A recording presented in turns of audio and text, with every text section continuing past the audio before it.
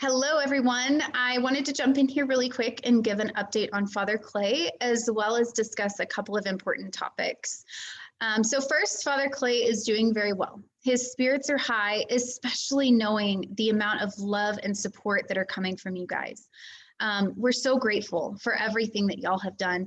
The process is still ongoing for the fight for Father Clay's life as a priest. There's really not much of an update at this time as far as the proceedings of the situation are going. These things just take time, and this is no different. However, I can say that the Lord has made it very apparent that He is present with us in our suffering and is with us every step. There have been many occasions where we've stopped and said, okay, God, we see you. Thank you. And we want to thank everybody who came out to the demonstration last month. The Holy Spirit was definitely present there and flowing through our prayers and stories and cries for justice for all of the persecuted clergy of the diocese. At one point, there was over 100 people there. How incredible. But just imagine if everybody watching this video, every single person here, brought just one person next time. Imagine the amount of people that we could gather and the amount of voices that would be heard. And you guys, numbers talk. So this is important. So next time there's a gathering, which we're going to be organizing one pretty soon, be there and bring people with you. Now, switching gears really quick, I've seen and heard from a few people and comments that I've seen coming through. Questions like, why doesn't Father Clay start his own church? Or why doesn't Father Clay go to a different diocese? So these are two very different questions, and I want to address each one individually. First, why doesn't Father Clay start his own church? Oh, this is a dangerous question. The goal of this movement is not to further divide the church, but rather to unite, to call attention to a massive and growing problem in the Archdiocese and to protect and speak for those clergy who are unable to speak for themselves. The Catholic Church, the church established over 2,000 years ago when Jesus Christ walked the earth, the one true, holy, and apostolic church. She's perfect. There is not a problem with the church herself, but rather this is a problem of the fallacy of man. There has been corruption in our faith from the very beginning. Even holy men fell to temptation. So now is no different.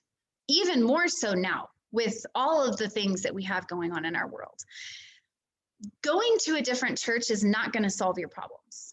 The corruption is in every denomination, but rather we are being called right now to restore the church from within. The laity is being called to stand up and demand for holy bishops and to demand the upholding of the teachings of the Catechism of the Catholic Church, which means priests being able to fully preach from the pulpit, even if that means talking about topics that go against the norm of today's standards. My brother is faithful to his vows as a priest, even if he has to be exiled because of it. Like the liturgy has been saying this week, he is a priest forever in the line of Melchizedek. And he will never go out of the priesthood and make his own church. That's absolutely out of the question. Even if he has to suffer for it, he will be faithful to his vows that he made to God forever. Now, as far as leaving the diocese is concerned, when Father Clay made his vows to the Archdiocese of San Antonio as a priest, it's like nuptial vows, and he doesn't have any intention to go any other place. Just because the bride is treating him poorly, he wouldn't turn his back on her. And you guys, this is not an isolated problem. This is a systemic problem in the church. Sure, Father Clay could request to leave the diocese and go to a different one where he would be treated as he should, but this would not solve the problem that's festering here. This would be an easy out for Father Clay, but we all know he's not one to take the easy way out, right? If he left the diocese, what would happen to the rest of the clergy who feel silenced, who feel that they cannot fully preach and lead their people for fear of retribution? It's a major systemic problem, and running is not the answer. I hope that this clears some things up for you all, and I pray that you're all blessed and healthy. We ask that you continue to pray for Father Clay and continue to pray for the leadership of the Archdiocese of San Antonio. God bless you all.